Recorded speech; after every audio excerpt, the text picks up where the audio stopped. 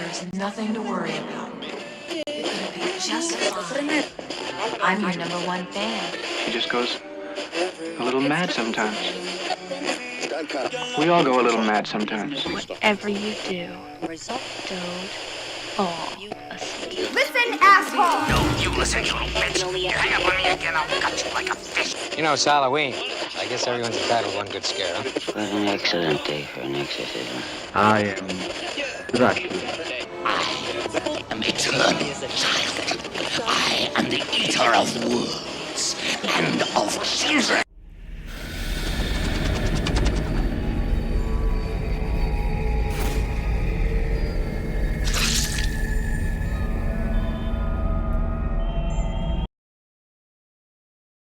th or 21st? 20th. I think it was Thursday. Yeah. Don't you love starting a Nights of Horror Radio and we're already talking? I actually, I'm going to be 100% real with you. Like, and that's what we're all about here. Welcome, everyone, to Nights of Horror Radio. It's good to be back on the air. Hello. Very good to be back on the air. But I'm going to be honest with you. I love starting a show kind of like that, where it's just natural talking and it just goes into... It's like, oh yeah, hey. Yeah. Oh yeah. Wait, by the way, we're live on the air. Welcome into our conversation. Welcome to our conversation. We have a lot to talk about. It has been a while since we did a Nights of Horror Radio, and I think that's what's keeping me going and not burning myself out. It's like I'm not focusing or requiring myself to do it weekly, but then when I do want to do it, I do kind of get excited to do it. Like you can even ask Rob. Yeah. I texted Rob today. I'm like, I'm so excited to do Nights of Horror Radio tonight. I'll get a text message like, I'm super pumped for tonight. I'm like, yeah, let's go. Yeah. No, because there's Eli Drake, as everyone remembers him as. No, you now know him as LA Knight. No, we have a lot to talk about in the world of horror and the world of haunt. This morning, as I woke up, because I like to sleep in. I'm up all night. I sleep in until I have to get up for work. But this morning I wake up and the first thing I see blown up all over social media is the announcement of the opening date and the start of something that I think is going to be revolutionary in the haunt world if it's done financially right. And that is Horror Unleashed, opening August 14th, 2025, in Las Vegas, Nevada, right behind Area 15. We have actually, Hayes and I have been to Area 15, and it is so fun. We've done the Meow Wolf Omega Mart. That is so fun. Highly suggested if you guys love sci-fi and just storytelling and all that. But Horror Unleashed is going to be coming August 14th, the day after my birthday. What else? Why else is that a problem that weekend for Horror Unleashed? Because that weekend as well is Midsummer Scream right here in Long Beach, California. So anyone that's in Southern California has a big decision to make. You're going to either attend Midsummer Scream or you're going to Las Vegas for the weekend. I did text Hayes today that I know what I want to do for my birthday, and I told her I wanted to do that. Now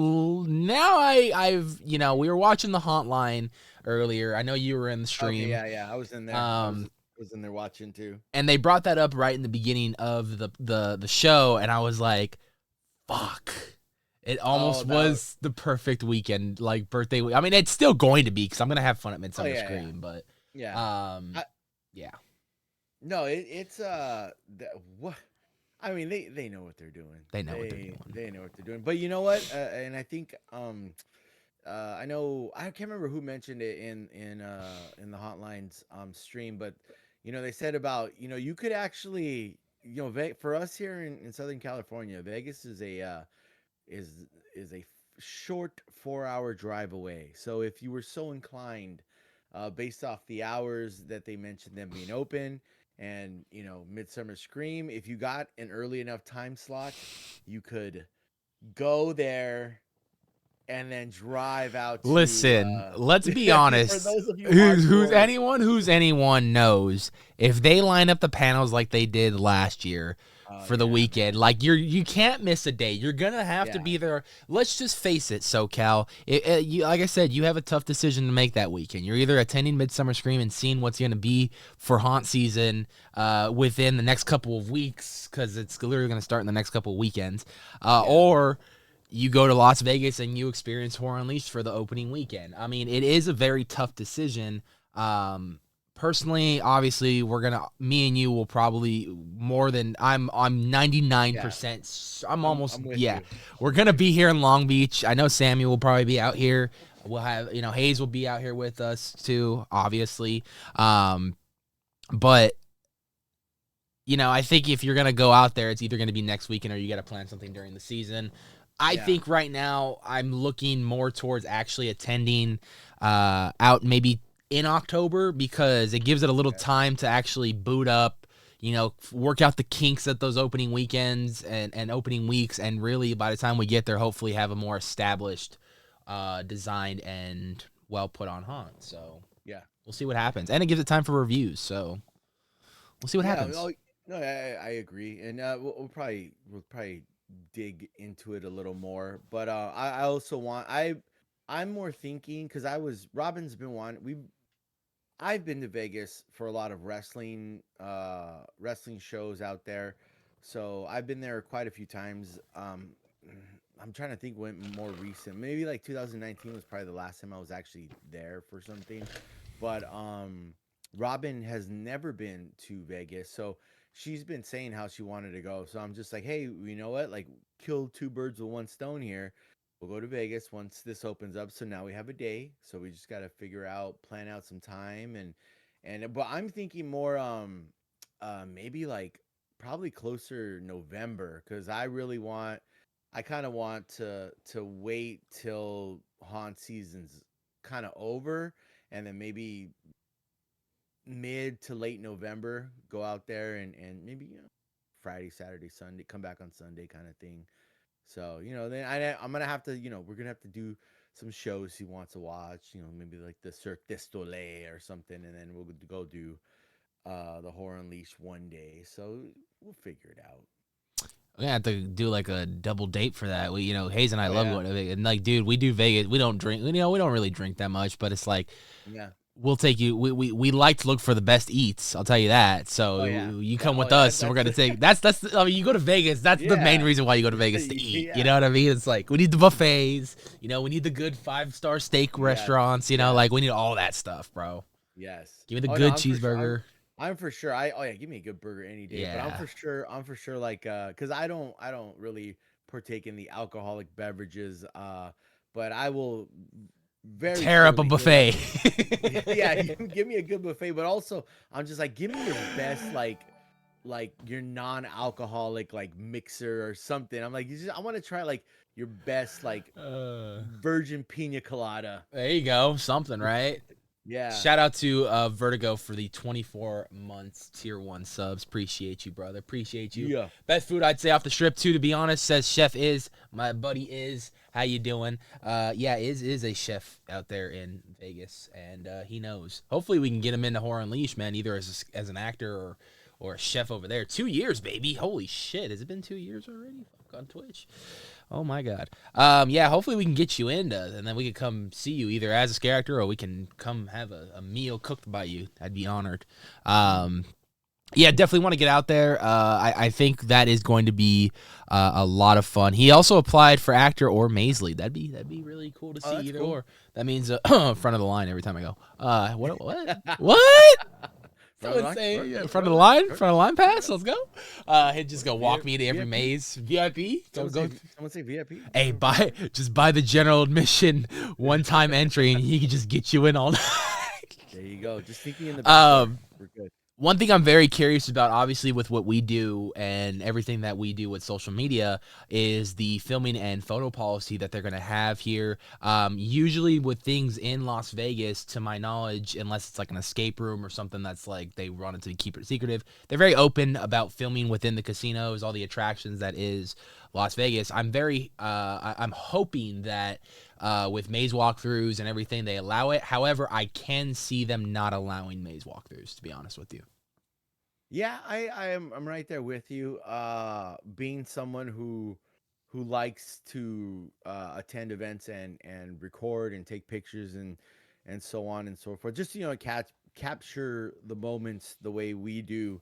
I am also interested to see if they're going to allow photography or videos and or recording and I don't know. I mean, that's also another reason why I kind of want to wait to see to hear other people's kind of perspective of like, oh well, they were cool about it, or oh they kind of gave us a hard time, and just kind of go from there because it is and it sounds funny, but as a vlogger or influencer, if you will, when we go to events, it's like when we can't do something, it's like for at least for me, I like to mentally prepare to be like, oh well, I can't record there, so I can leave my camera at home. So it could be a good thing and a bad thing. Because you get to actually, like, when we go to Reign of Terror, like they don't allow recording in there, so we legit are going and we're just like, it's different It's because we're Rain of used to Terror, having yeah. a camera, but it's also fun because we don't have to worry about like, okay, well we got to record, let me get this, let me get that. It's just we actually going to enjoy it. So I'm curious to see what uh what the policy is going to be on that. Yeah, dude. I'm very much curious as well because I would love to do a vlog. I'd love to do like a reactions video of what we think about Yeah. it. We've got to see we've gone a couple times, twice now, and we've done construction updates while we were out there, and we've put them on Instagram real quick just to kind of share with everyone and everything. So I want to try to do my last construction update when we're out there for WrestleMania in April, being that they'll be probably sort of kind of on the finishing line or pretty much done with most of the outside, hopefully, or finishing touches in the outside and mostly working inside. But wherever they are construction wise, we're gonna try to get something while we're out there for WrestleMania weekend, drive around the property real quick just to see what's going on. Probably get out for a second to get more of the front. It does, I could confirm, and anyone that lives in Vegas can confirm, it does look a lot like that concept art that you see of the outside of how they built it. I've seen it with my own eyes. I love the idea that they're going to be bringing a lot of the Orlando original characters over, such as Jack the Clown and Chance. Jack the Clown is one of my favorite icons. That's what actually really got me eyes over at the event in Orlando was Jack the Clown. So to see that he's going to be coming even closer to California, of course in Nevada that is, but still, like, I can drive now 3 hours to go see Jack the Clown rather than having to fly across the country to go see him, which Yeah. I'd love to do as well because I want to go see Epic Universe, but it's just easier to drive across to the other state. It's more. I mean, it's more affordable to drive, Yeah. across state than it is to fly across the country. For real, like, so it's just a lot. Yeah, hotels, or I can get comp rooms if I need to because I play all my games. So it's like, Yeah.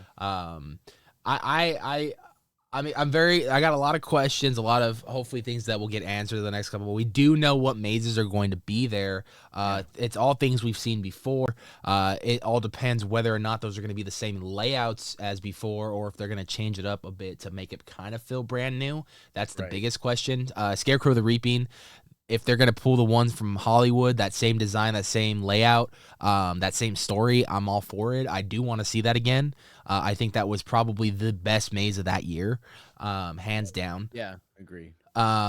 Texas Chainsaw Massacre we've seen many times, but if they're just going based off that first movie, and it's going to be a very well detailed, what the hell?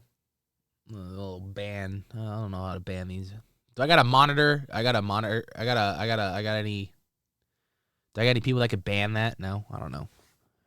I don't know if anyone's sitting here. Anyway, but I will say, like, Texas Chainsaw Massacre, if it's like a really good detailed version of the first film, and you're walking through that, I will very much look forward to that. Universal Monsters, same thing. If you give me a good Universal Monsters maze with all the monsters, just give me something, dude. Like, don't give me like a half-assed, like a half-assed maze, I want some quality stuff if it's going to be here year round, so Yeah, for sure. I think that is a concern. And I mean, I'm giving them the benefit of the doubt here. I don't want them to, like you're saying, just to kind of let's throw step for step the exact same house maze in there. So I want to see even the one like Scarecrow the Reaping. I would like to maybe, I know Orlando has, like, we got the, ours from Orlando. I wonder if Orlando has, different maybe rooms or different sets that they can kind of incorporate. I want them to switch it up a little bit.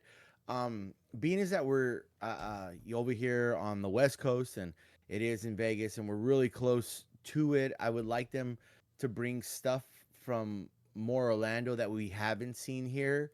Uh, just incorporate, even if it's not like the full house, but incorporate maybe some rooms, maybe just some different scenes, that that kind of thing. Just to because they are so close to here in California and Horror Nights in Hollywood. I would like to just kind of maybe pull from Orlando because that I've never gone there, and I'm sure there's a lot of people who have never gone over there, and this is kind of would be like an Orlando light kind of version of it. Well, everything we've seen so far, as far as who's taking on the project, has been mostly from Orlando Creative. It seems like Mike Aiello is big time on the project as well. We also got to see a lot of executive producers and producers that are head fronting the project as well, and kind of the main kind of John Murdy's over there at Vegas, and they're going to be kind of running the day-to-days about it and making sure the haunt flows and stuff. One thing that I have agreed with Rick West about in the past was having to make the haunt an affordable price for both locals and for tourists. I feel honestly for a year-round haunt, at the price they're charging for the 4 mazes and the live entertainment and the food, I feel honestly it's a fair price. I do. Okay. Compared to what we've seen in the past with how Halloween Horror Nights is, which is literally just a 2-month event, for something that's year-round, for something that's going to be an attraction, an event where you can actually walk through mazes, you can actually witness live entertainment. It looks like they're going to have scare zones. I love the idea and concept that this is an abandoned warehouse that has all these artifacts and everything that are from Halloween Horror Nights past. So who's to tell what Easter eggs are going to be just set around there from Horror Nights Orlando, Horror Nights Hollywood, maybe even fucking Japan, like who is to tell, what's to come. Like I think this is such an opportunity for the haunt world to thrive and to really expand. And another thing, obviously, we're going to talk about a little bit later, which, I hear is not potentially happening this year, is something like a Scream Break, This is going to open that door for hopefully Six Flags to open their eyes and go, oh, wow, maybe we should still invest in Scream Break to kind of bring that haunt vibe year round. Seems like they're already kind of doing that with slider shows and whatnot on different themed events. You were just there not too long ago in December for a Christmas event, and they had a Christmas slider show. Right, with the reindeer and the whole shebang. So yeah. So it's like the elements of haunt are starting to pop up year round. You got stilt walkers, you got sliders now that are doing stuff that are not even involving scaring. Like you're seeing those elements sprinkled around the parks year round now. Universal is opening an attraction that's going to be a year-round horror experience. On top of that, they are opening a fucking theme park land that is going to be dedicated to the Universal monsters.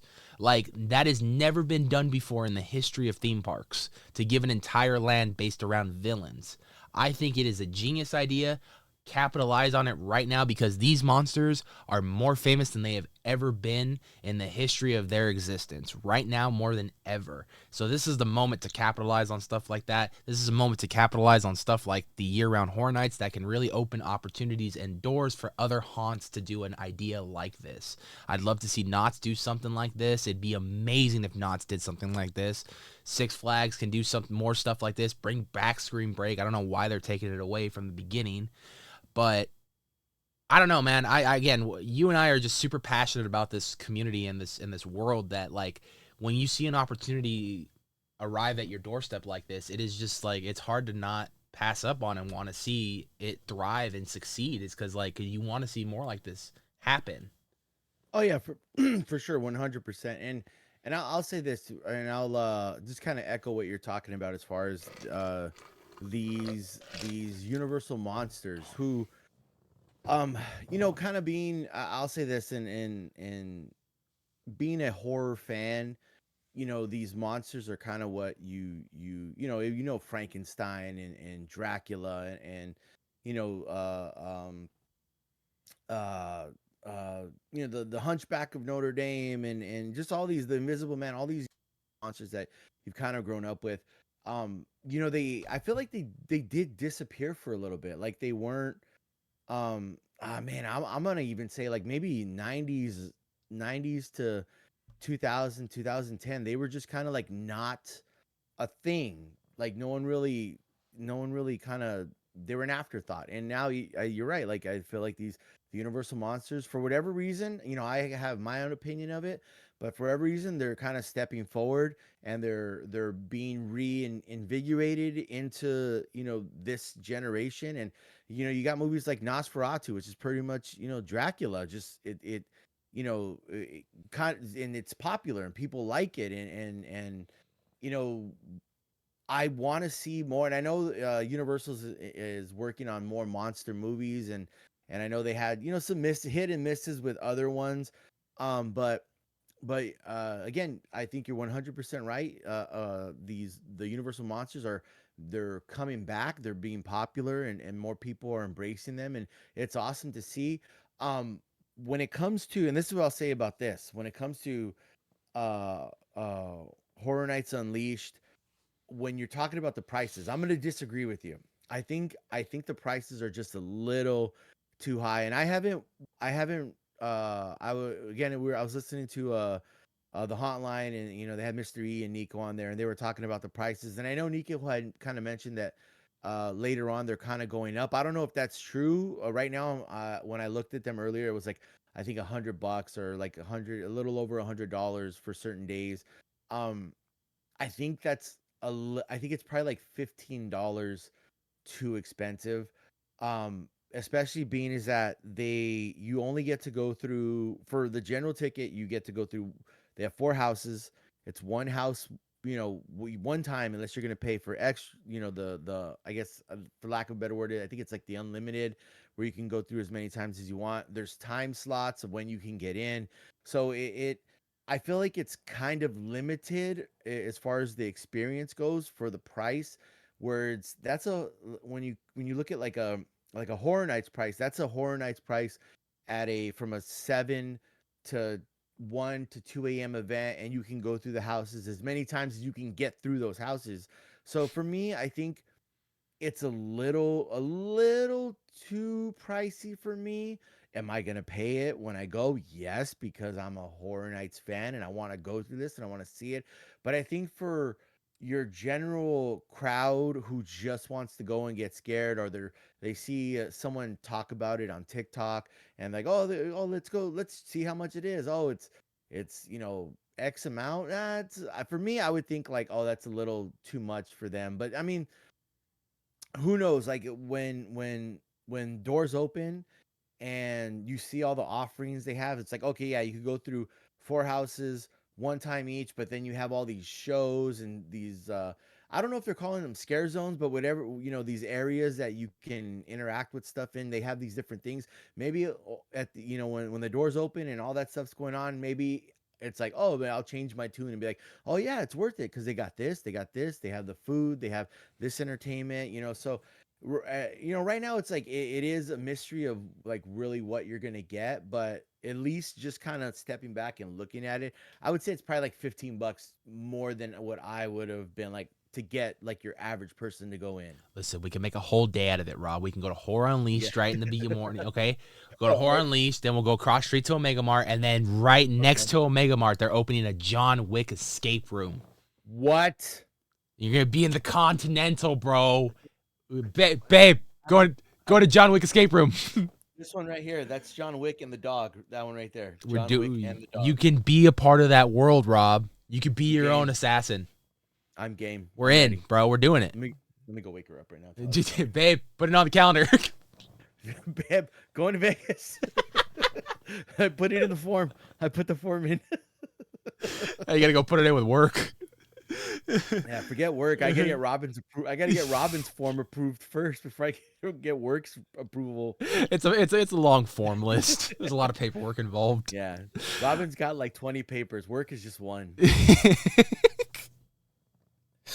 Oh man, I think only time will tell. I know they're doing special pricing for Las Vegas residents, so that is a good sign to see that. You want to take care of your residents because your residents are going to be your main source of revenue.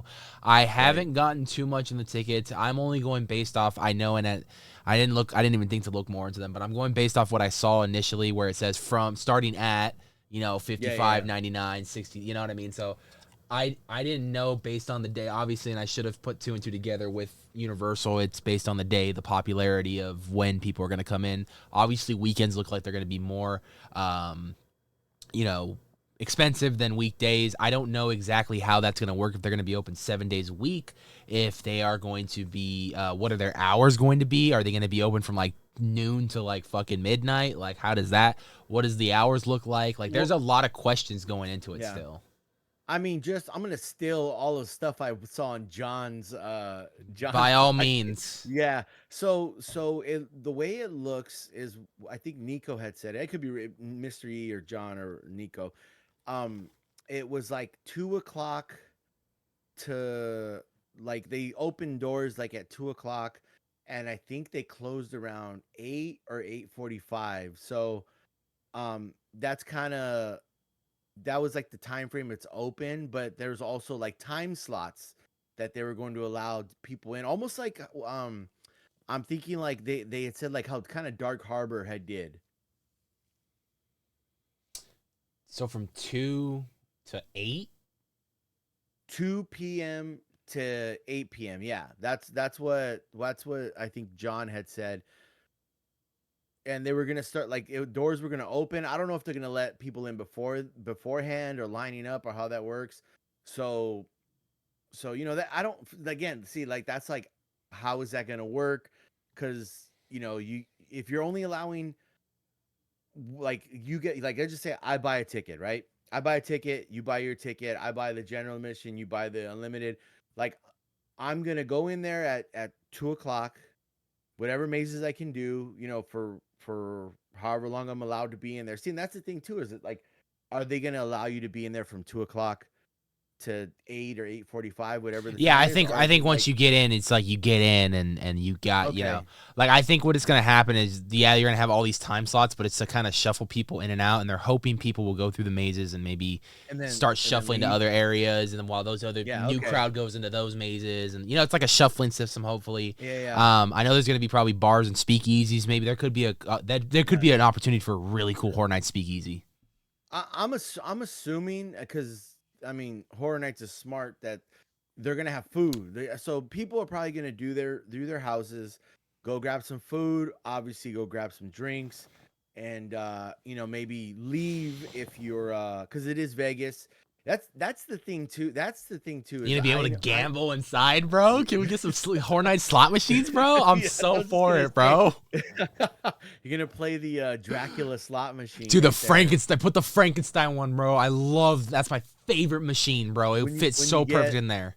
When you get like a jackpot, just Frankenstein just like rises. Have you not seen that? Dude, go on YouTube. No, I've never. No, there's an actual Frankenstein. Oh, okay. I play it dude, I get so lucky on that ask Hayes. I always come out positive playing that machine in Vegas. They're everywhere, bro. Check that out. I have to check that out. Oh, dude, it's my favorite machine. I haven't gone to Vegas. I see, even when I did go to Vegas, I don't gamble. Like, I rarely I don't either. gamble. But when I see this machine, it's like that's the only time I gamble. You gotta play it. And it's like now they're popping up in every fucking casino, and that's an issue because it was only like a select few. So I was like, okay, I'll put a 20 here, a 20 there. Now they're popping up everywhere. I'm like, fuck, I gotta get more 20s. If I see a John Wick machine, then I'll. I haven't seen one of those yet. I haven't seen one of those. I've seen Wizard of Oz is big. Crazy Rich Asians is huge too. I don't know why. Is that a big franchise? I don't. I think it's just it's like a pop. I don't know if it was a book, but for sure it's a movie. I know it was a movie for sure. It was a popular movie. Yeah, I know it's a popular movie. Yeah, a lot of people play that one. And then I've seen a lot of Wheel of Fortune.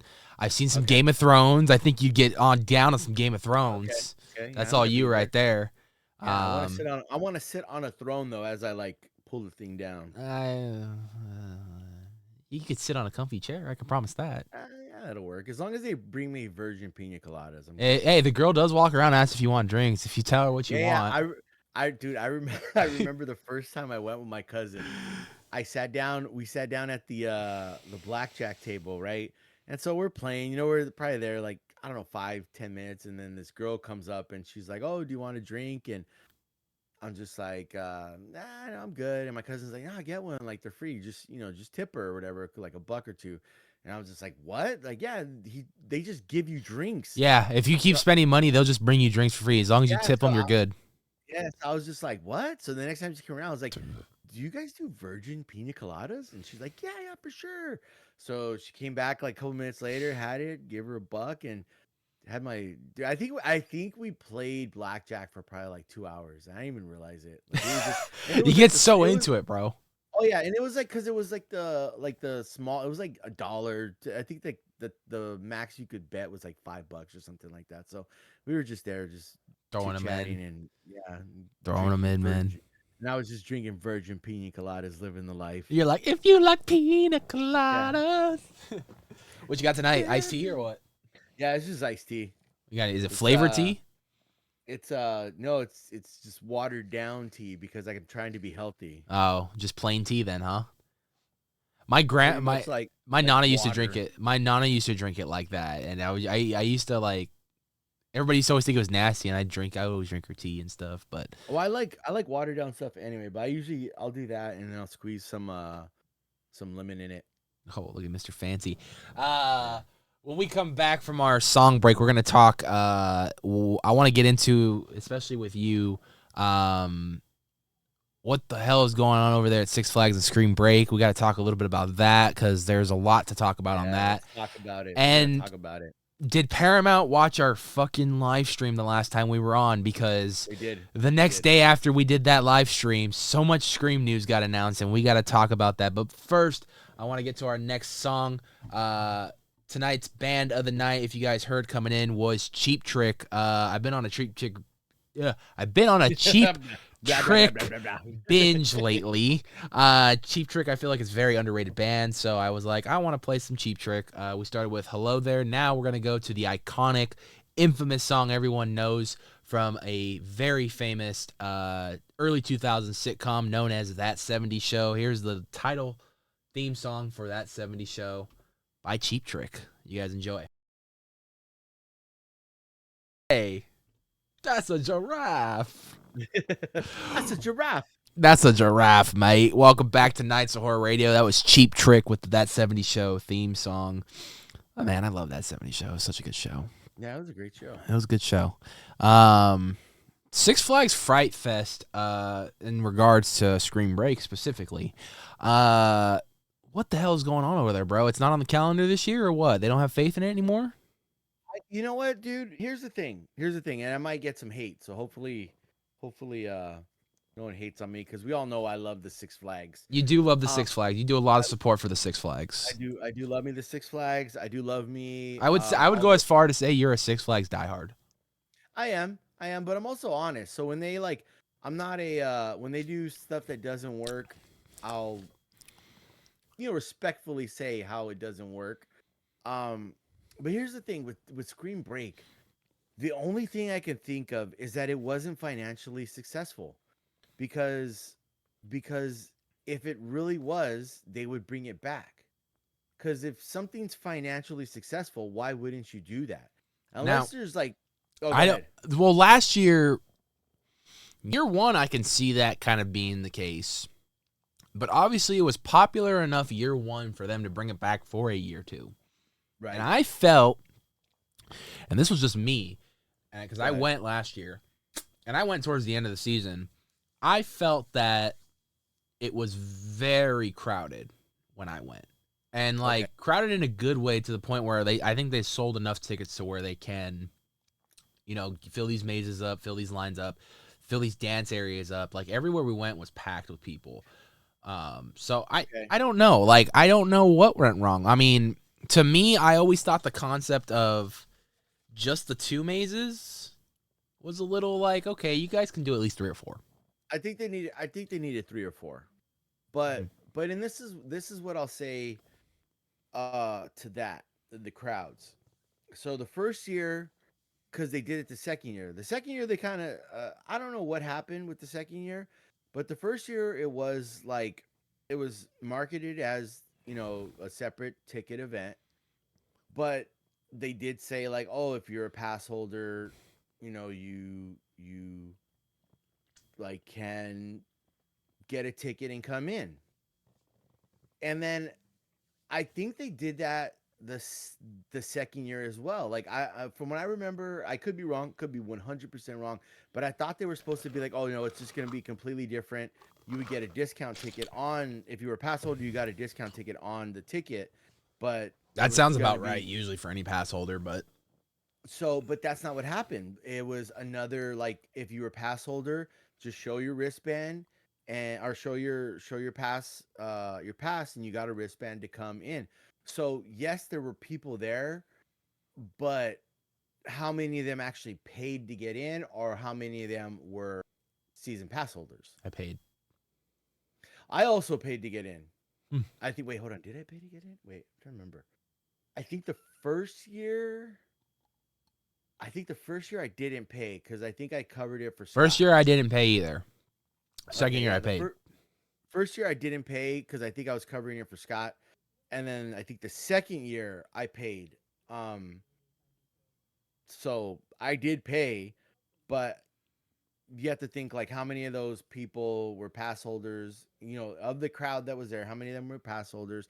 And then and I'm not saying this is no negative to anyone, but like when you got your young kids in there, or your young teenagers, or your older teenagers, 16, 17, 18, how many of them are spending money while they're in the park? Are they just there hanging out with their friends, and just going through the mazes and walking around? So you have to think, like, with all of that combined, how financially successful was Scream Break? Now, don't get me wrong, like the concept of it, the characters, all, everyone involved with it, I think, as far as the entertainment we saw, I think they all did a phenomenal job. They killed it. It was entertaining to go. Every time I went, it was entertaining. I had fun, but financially, was that successful for them? And I just don't think it was. There could be some behind the scenes stuff I don't know about why it didn't come back, but at least, and like, I don't know any of that stuff,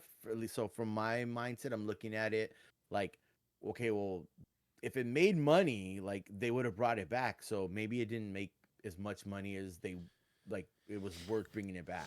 And any business that you go in, and that's what's always going to be about, is if whatever you're selling or whatever you're marketing is going to be a financial success and make you money. Right. And That's the end goal, really. it really is. And obviously we could tell that Fright Fest out here is huge on Six Flags' bank. It makes them a ton of money every single year. Yeah. And they've been voted like out of all the Six Flags, they've been voted like best slider show in the past of of all time and everything, or just best in theme park entertainment for all the Six Flags. Like, there's been a lot of notoriety that went towards the Magic Mountain location in Ventura. It is just Valencia. Ventura, is it Ventura County though, or is that? I don't know. I think I want to say it's considered LA County, even though it's. I thought it would be like Simi Valley. Isn't that all the way out there too? I think for like marketing purposes, it's considered, like, they consider it like Los Angeles. Okay. Oh, Yeah, I don't think it is, but like, I'm pretty sure, like, if you ask someone who lives out there, it's like, oh no, we're in this county or whatever. But like, when you look it up, it's like says Los Angeles. Okay, makes sense. Los Angeles County, I guess. Geography, am I right? Even though it's like a good, like, 2 hours away or yeah, something. You know what I mean? Like, it's like good geography right there. But okay. Anyway, that works for, like, what is it? The Los Angeles Angels of Anaheim? yeah, fucking God. You don't know how much I talk shit to Angel fans about that all the time. I'm like, what is that, dude? Just go back to being the Anaheim Angels. Yeah.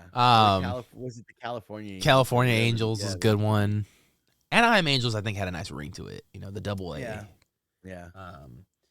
But I don't know. You're probably right.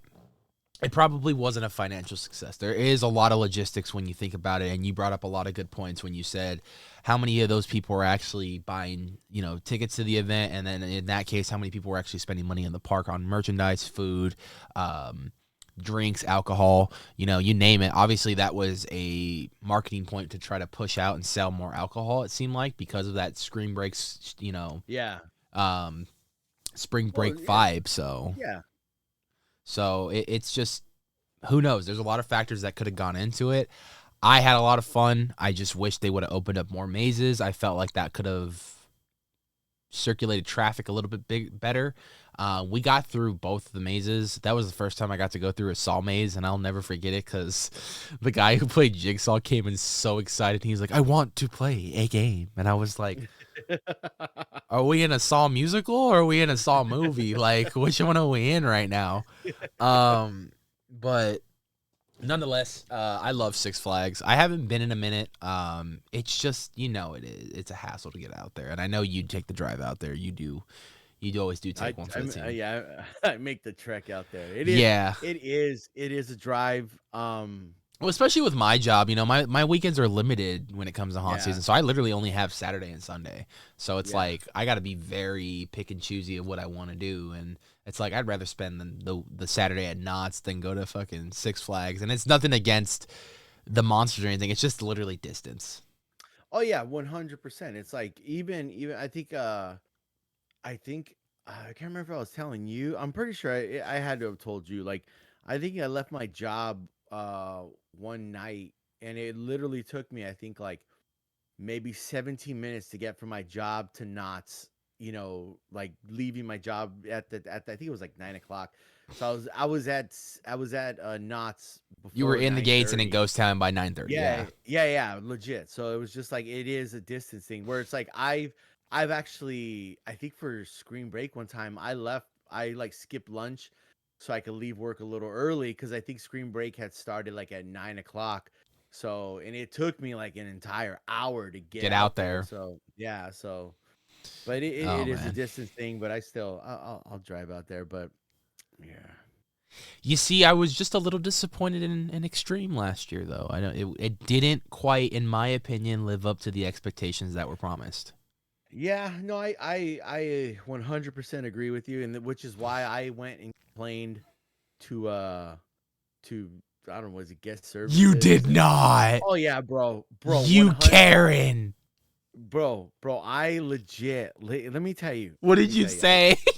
No. I called, and I said, look it.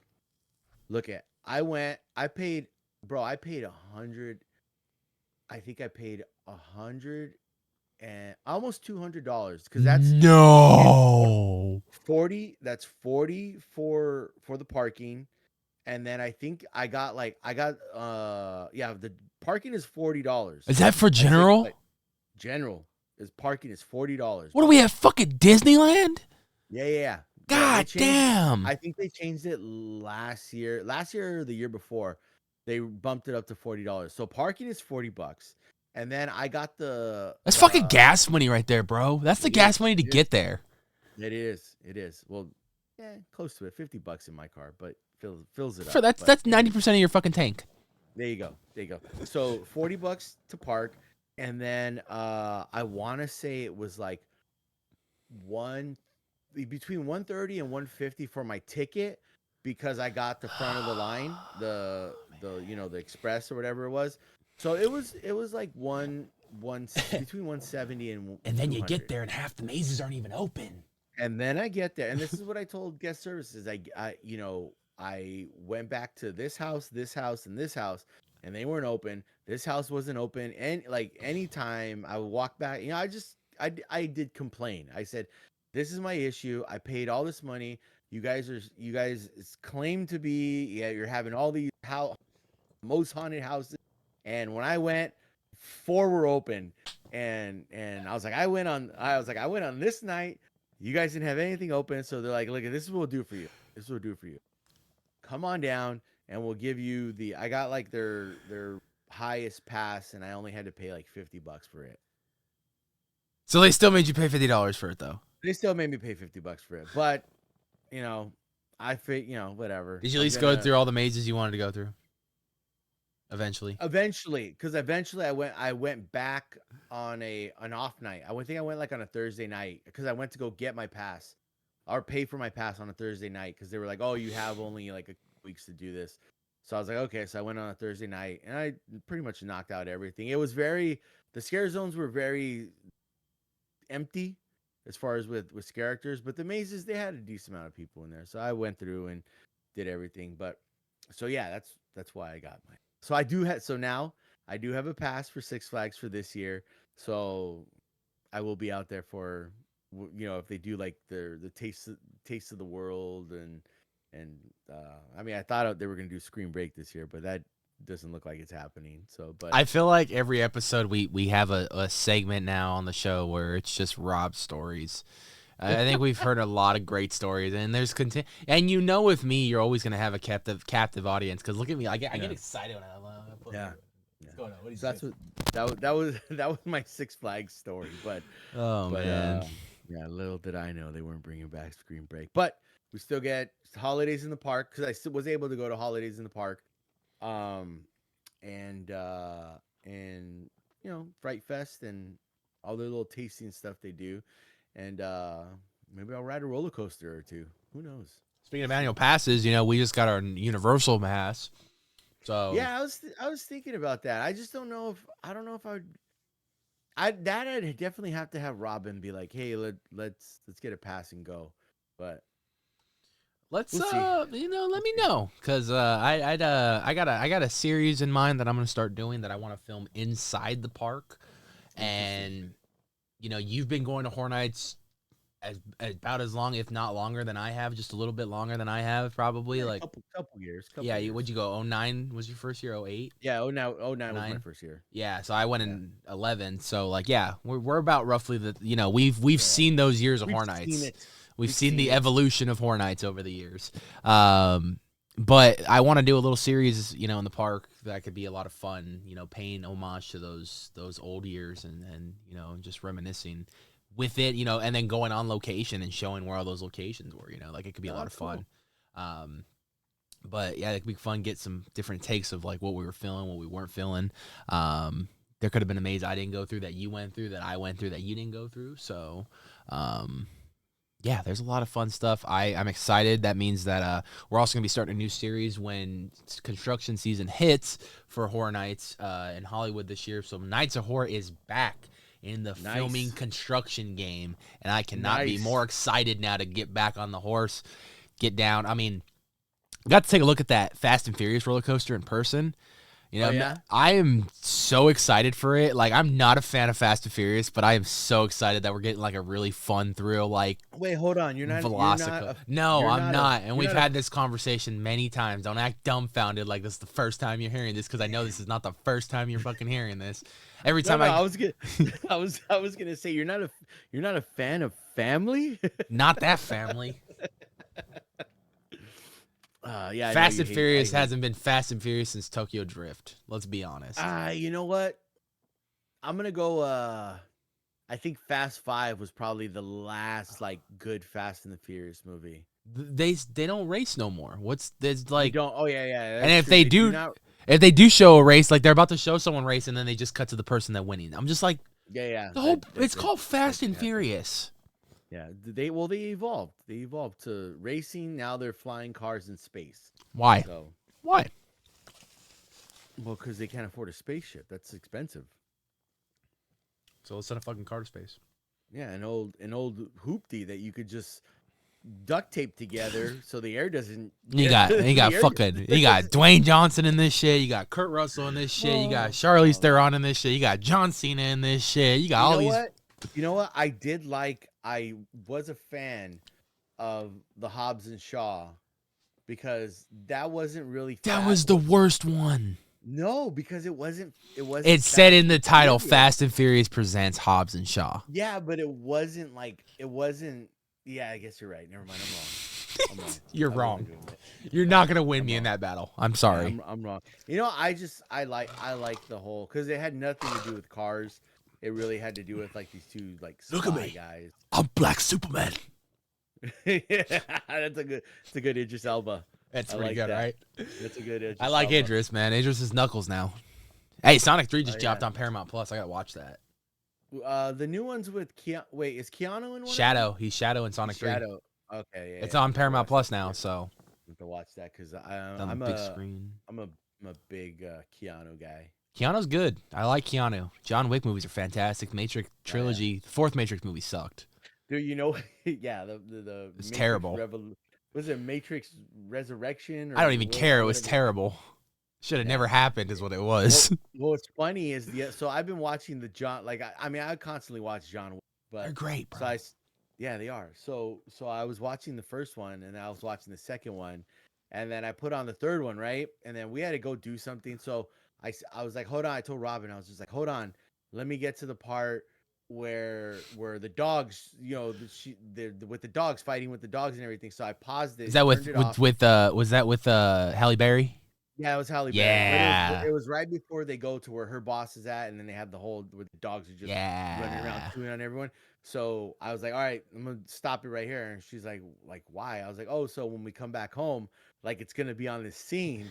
So I'm gonna. She's like, what is wrong with you? I was just like, I want. You're a dork. So that's what you are. Is you're a dork. I was like, yeah. When I come home and I turn it on, I take joy in knowing that I'm gonna be watching the dogs running around, biting people's legs and dragging them around. So there's that. So I came home, popped my popcorn, sat down, turned on the TV, and pushed play, and then I got to see some Malinois just running around chewing on people. That's your John Wick story. Yeah, my John Wick story. Damn it. Let me some John Wick. Anyway, so now I don't think okay, I will be honest with you. Every single time I see this guy, I don't think there's not one time I don't come out fucking laughing my ass off with something he's said or something he's done. Oh, that was the greatest. This was the greatest NXT call up we've ever made on the Nights of Horror right here. This guy is main roster, and this is why he deserves to be on the main roster right there, buddy. Oh man. Sammy and I just were the Triple H and the Shawn Michaels. We just pulled the trigger and we saw potential in someone. We ain't the Vince era. We're the Triple H era, bud. Dude, I still remember. I still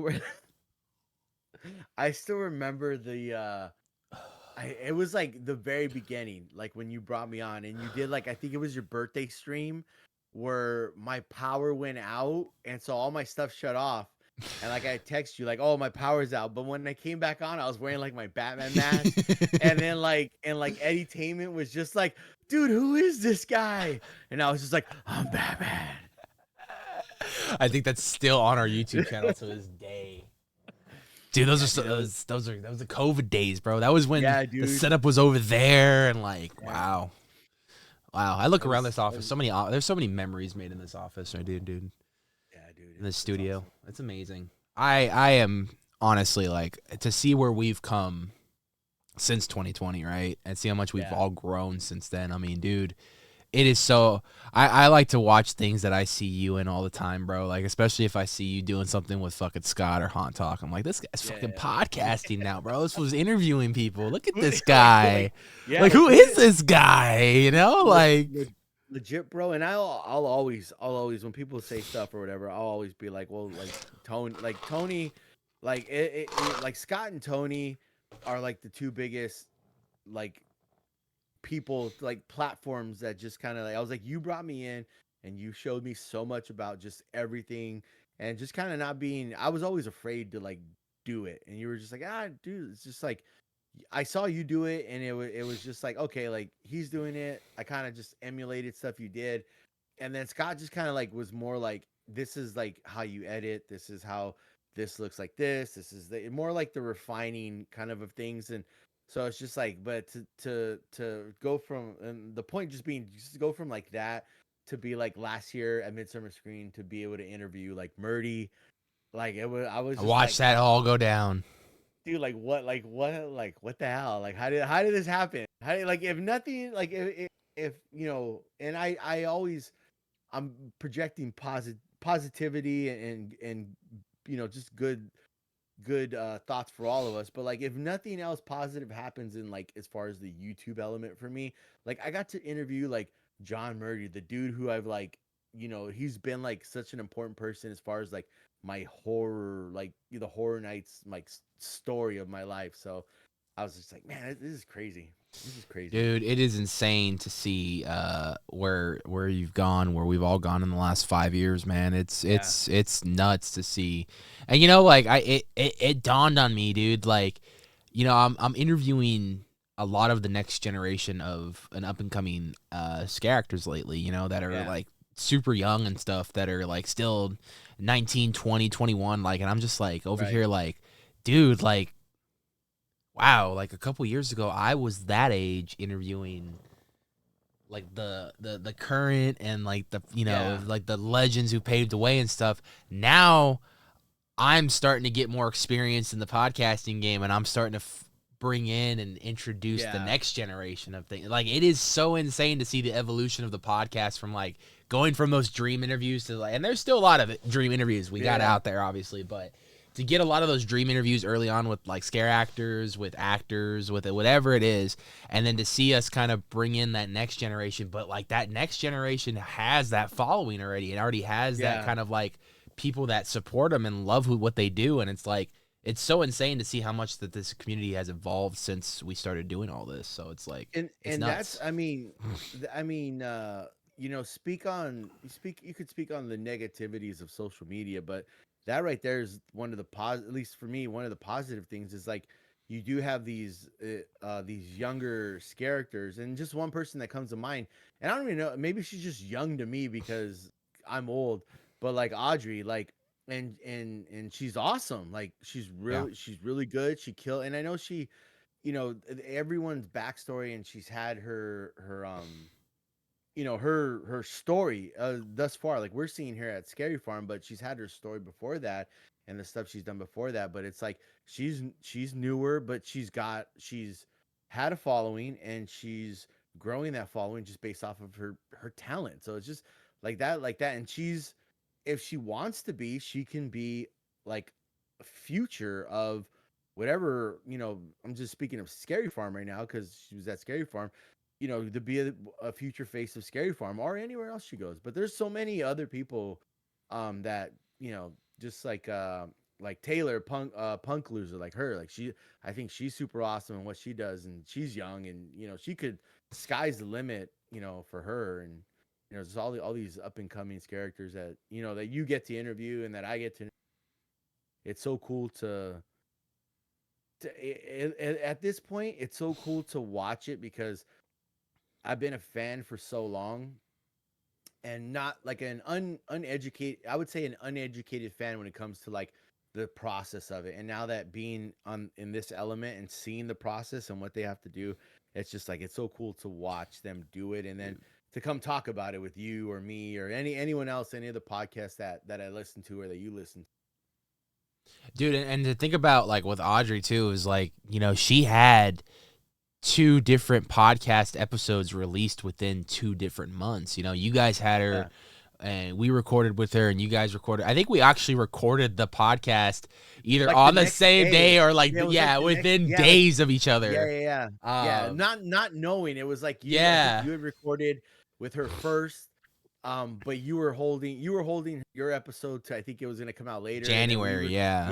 And then we had just recorded ours, and I think we had released it that week. But yeah, it was funny. It was great, and to see her get like 2 different podcasts, which if you go back and listen to them, probably 2 different experiences that you're gonna hear question wise and everything, but you're gonna get different pieces of information that you may not got on mine or you may not got on theirs, and you're gonna puzzle it all together. So it's like, it's the cool thing to watch different podcasts, because like over on ours, we always focus on the haunt history of who that person is, how they got into horror and Halloween, and then where they are today and where they see themselves going in the future. Like, and then if we get them back on the show in the future, then we play catch up. It's like, what have you been doing the last year? What have you been doing the last 2 years? It's like, it's always fun to do that with guests, because like that's how you build the relationships. You bring them back on, and you could talk about like what you've been up to, like what have we missed out on, like how's life been treating you, like what was your haunt season like these last 3-4 years since we haven't talked to you or whatever. But it's been incredible, dude. Like, I'm having so much fun right now. Like, I'm not getting burnt out. Like, by now, like I would be trying to force myself to put too much content. And we were just talking about this before we went on the air. Like, I don't feel the need to have to come on the air weekly to just do Nights of Horror Radio. Like, I'm streaming different things each week, whether it's gaming, whether it's this, whether it's watching movies together, Frightful Film Club. You know, like, there is so much to stream on a weekly basis that I could pick and choose. Like, hey, I feel like gaming this week. Hey, I feel like doing Nights of Horror Radio. Not to mention, I know you have a lot of other, like, projects that you do with Scott as far as, filming and all that, and other projects that you do with other, sometimes other people. So, like, I don't want to burn you out, too. It's like, hey, maybe every other week or every so often we can get together and be like, hey, one night on a Wednesday, let's film it, record it, we'll go live, and then we'll, we'll re-release it on YouTube in the future. So if you're watching on YouTube, how you doing? But no, it's been incredible, and I'm not burning myself out. We did the Carnival month. That was a lot of fun. Everyone we interviewed on the Carnival month, other than Christine, was the first time for us. So that was incredible to meet new people, to get in their mindset and stuff. A lot of characters that were standout characters in the 2024 season, and characters that we've seen so long that we just finally had the opportunity to interview. And then Dark Harbor right now is going on. We just dropped an episode today with one of the she was the face Scary Mary of the event this year. Yeah. Her name is Jasmine. Her haunt name is Shorty. Very, very nice person. I highly suggest eventually you guys should get her on too. That'd be a good interview for you guys as well. She's very big into not only Halloween and horror, but film in general. So nice. Very but like, we've had Devin on. Devin was cool. Life Alert. Ruby was our first episode, and we got 2 episodes left. We're doing a surprise episode at the very end of the month, and then next week's will actually debut on Monday instead of Wednesday, so we can have that surprise bonus one. So we'll have 2 episodes of the podcast next week. So nice. Stay tuned for that. That's gonna be the grand finale for Dark Harbor Takeover, and then we're going to scare actors from around the world, and we already filmed 1 episode that I cannot wait to release. It's gonna be the last episode in March, but I got to talk to some friends out in Australia. And I cannot wait to release that episode. It was such a great time talking with them. Sometimes we had a little connectivity issues, but that's what happens when you're trying to make things work halfway across the globe with one another. And I think for the most part, we made it work. I can't wait to release that episode and release their story, because there is so much going on in Australia that we don't even realize. And I'll just say I'll just say this right now: sliding to them just came in 2020, so it is very very new. So it's fresh. Fresh. They're still learning. They're still got a lot to learn, but they have mastered what they can for now, like, quickly. This is what Australia has to do, is they gotta get a hold of Slider Dynamics. I've already and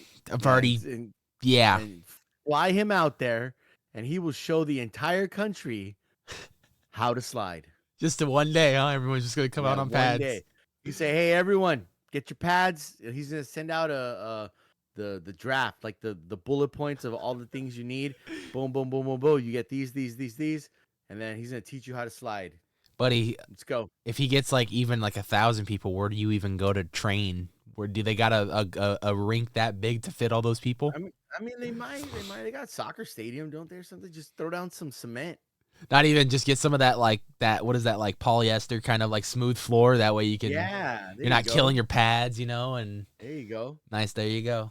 No, we have a lot of good stuff happening with that going on. So stay tuned for March. March is going to be another great themed month. And then I think going into April and May, I want to start focusing more on original content again. So I'm going to start creating original videos again.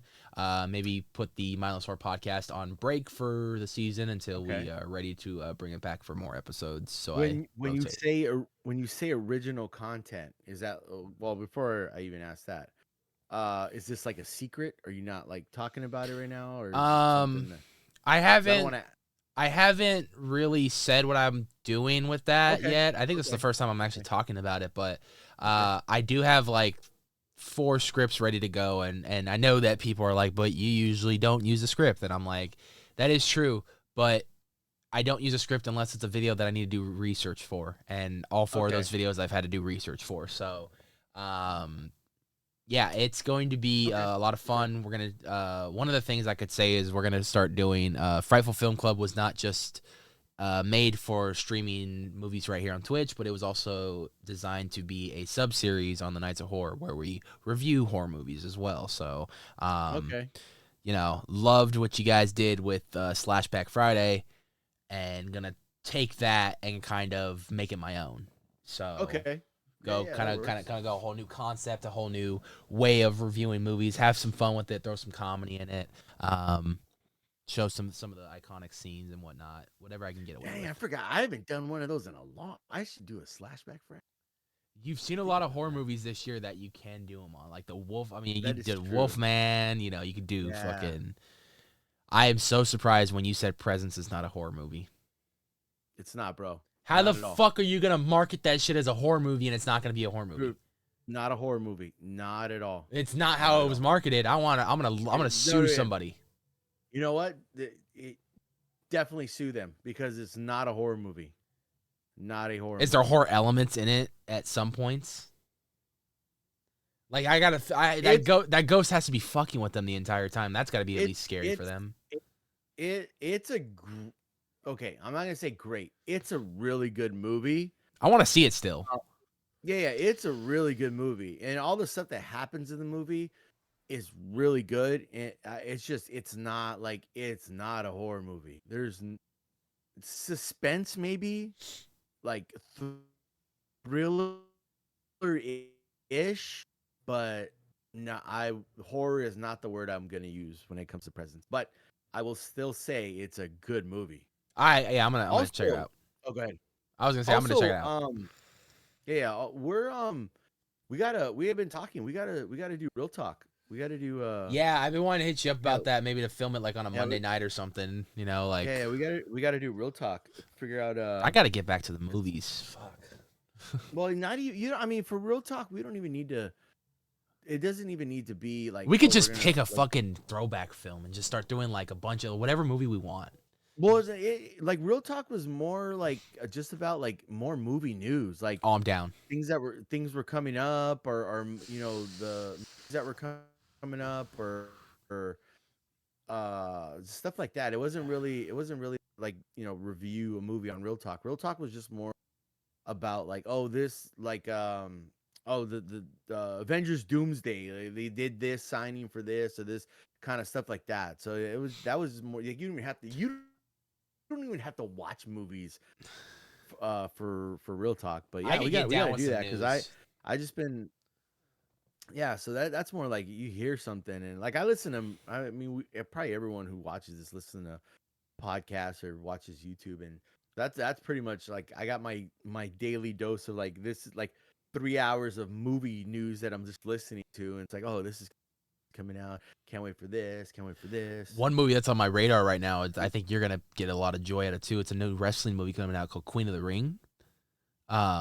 Interesting. Sounds good. It's based on a true story. It's a true story. And it was around the time where like I guess women's wrestling used to be illegal. Really? And this girl is like one of the pioneers of women's wrestling that kind of pushed the boundaries and everything. She was like the first kind of muscle hot chick, like like kind of like a Rhea, but like she was the first one, you know what I mean? But like I don't think she gets nearly enough credit. I was listening on Busted Open today. They had the director and writer on to talk about it, and he said he'd never heard of this wrestler until JR sent him a book. JR said this would be a great movie to film, and he read it and fell in love with the story, so he made this movie. And like a lot of people in wrestling don't know about her. She was part of the Territory days, obviously, back in like the 50s, 60s. Yeah. But it sounds amazing. It sounds kind of like another, not nearly as I thought. To me, Iron Claw was not only, it was a great fucking movie, but it was very, if you guys know the true story, it was very watered down and in a good way. I think they did it in a good way. 100%. Like if you couldn't give your movie going audience the true story. Yeah. Like, the way it actually went down. So I think and what they gave us was was traumatic at that. So Yeah. great story, just tragic as well. But you know, yeah, crazy. But yeah, no, I was looking at I pulled it up right now. Yeah, I've never heard of her before, but it looks like they're picking up some actresses and even some pro wrestlers to fill some roles. Like I'm looking at Tony Britt Storm's in it. Baker. I know she's a pro wrestler. Tony Storm is in it. AEW Women's Um, Champion. yeah, I see that. I like see Tony that. Storm. Yeah, it looks pretty good. It looks Tony- pretty good. I Yeah. definitely would watch this. I definitely Oh, want to Tony check. Storm, dude, Tony Storm can go. Tony Storm can go. She is fucking. She's. I wish WWE wouldn't have let her go because she's doing so well in AEW right now, and that company is just Yeah, maybe that- failing. Yeah. Actually, maybe I'll that's be what she honest with you needed. though. Lately, the last couple of weeks, guys, I don't watch AEW. I'll watch a clip here and there, but I listen to Busted Open Okay. all the time. And the way they talk about it, it sounds like they're going, they're trying to come back little by little, but they're just so. Ever since Cody left that company, that was the start of the downfall of that company. Well, I mean, Cody was one of the foundations of that company. Him and the Bucks and just Yeah. a couple other people. But I mean that happens. I mean, we've watched pro wrestling enough to know that even with WWE, it's just the ups and downs of what pro wrestling is. Like you hit the stories get stale sometimes, and you just kind of gotta figure out different storylines and just the way Yeah. people work together as far as in the ring. So But see, that's But, the problem with AEW is they don't know how to do storylines. It's just dream matches for them over it there. is well, yeah, it is, and that's I feel like what made it different when they first came out. That's what their focus was. Is hey, we're not gonna be like those. It's not gonna be so much like the drama. It's gonna be the in-ring stuff. We're gonna tell our story in the ring. It's not gonna be out of the ring. But I feel like pro wrestling is story. It's a mix of what goes on outside the ring and what goes on. Everything I'm about to tell you, I've heard on Busted Open. I listen to that shit religiously, and they are such great Okay. analysts when it comes to it. Years ago, and you remember this more than anybody, what was TNA originally? What did they compare TNA? What did they call TNA compared to WWE back when, like, Bully Ray, 2010 to, like, 2019? What did they call TNA? I mean, like what, like a nickname for it? Because A I nickname. just know it was like total. Oh, wait, which nickname? I know there's several ones. Okay, I mean, I just remember. the one, go the ahead. biggest popular nickname that TNA had for a while when they had a lot of old WWE people come back was WWE Light. Yeah. Okay. That's what they used to call TNA back in those days. Even though TNA, Yeah, 'cause all- I mean, I think in those, it doesn't matter what you call that era of TNA. They were delivering some amazing storytelling between all those. Like Bully Ray and the Aces and Eights is one of the greatest wrestling program stories ever Yeah. told, in my opinion. Well, it was a lot of the WWE people when they left, they went to TNA. So, it Okay, as a wrestling fan, I need you to answer me this truthfully. Do you agree or disagree that Kurt Angle actually probably had some of his better matches, if not his best matches of all time on TNA? yeah.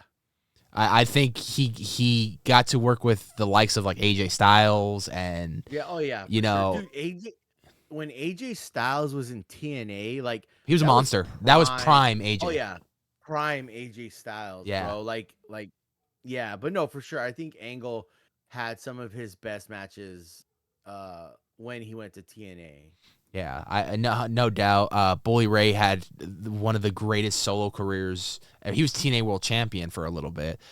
Sting, I think, had one of the greatest runs since WCW because he got to do Joker Sting and everything. Like that was new. You had the Steiner Bros. Scott Steiner was there, Yeah. and everybody. So I mean, yeah, you had a lot of people coming in and out. Ric Flair was there, the Main Event Mafia. And even the I mean, I know some people didn't like it, but I thought like the ring. I can't remember how many. Oh, it was like I don't know if it was I don't like think it was yeah. locked, but Yeah, I know Was what it you're an talking. octagon? No, it was like I think it was like 6 or 5 ways or something like Yeah, that. it was Yeah, like a hectagon or it was different, whatever but it was gon cool. it was. Yeah, it was different. I liked it. I thought it was cool. I thought it was different. Yeah.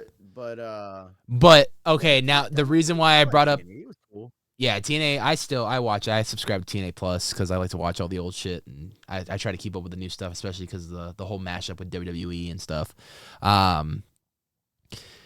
Now you look at AEW, and I know we just completely pivoted from horror to fucking wrestling real quick, but that's just what we do here. But if you look at AEW now, I mean, look at all your main champions and look at all your main eventers and all your most on-screen personalities are ex-WWE people. Yeah. So Tony Khan clearly can't get out of the fucking past because I felt like when they first started, and this is everything I'm saying is everything I heard off Busted Open, and I 100% agree with it. When they first started, it was a company about giving the little guy a chance, and it made a lot of household names. Ricky Starks was an AEW built name. Yeah, he made a name in NWA, but I don't think he really made his name until he made his AEW. And now Ricky Starks is now Ricky Saints on fucking NXT, and he's gonna be even bigger than ever now. Fucking Britt Baker, AEW homegrown. Yeah. Britt Baker's one of the greatest to fucking do it. I still think the Britt Baker versus Thunder Rosa match was one of the greatest fucking matches we ever had in a long time within that women's division over there at AEW, and they haven't capitalized on that on both those wrestlers since then. I will say this. I think AEW really gave, as far as women's wrestling, I think they kind of sparked it. I mean, WWE, I think, is doing a lot more with it now.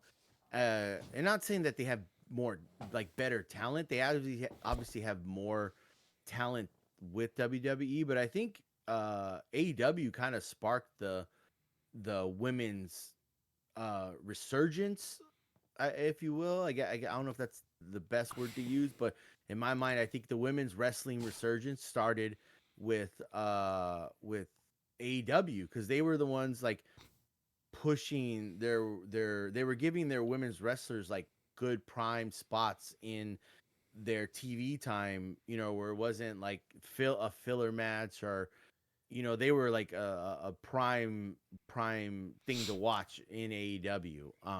And then obviously WWE is doing it now more too. So, and this has gone on for a few years now. So, but well, and Bully said it best. Bully Ray said it best when you say it. Tony Khan, at the end of the day, Tony Khan is just a diehard wrestling fan with a lot of money. Yeah. Compared to and I don't like to really talk about him too much because he's a piece of shit after everything we've heard about him, but like you can't help but to talk about this man because he did set a huge foundation in the wrestling business. That's Vince McMahon. And Vince was so good at like putting aside personal and business. Like he will do anything for business, but he would not he had such a good poker face, he would not let even a competition like AEW affect him. It was like he was in his own world, and that was that. You look at he could have been delusional too. He could, yeah. I mean, a lot of things that you look back at now start questioning even more. It's like, what the fuck? But with a person like Tony Khan, and this is why I say, and I agree with Bully, that the downfall of AEW started with Cody Rhodes leaving was because Cody Rhodes, who did he learn how to run a company, to deal with personalities, to book people? Who do you learn from?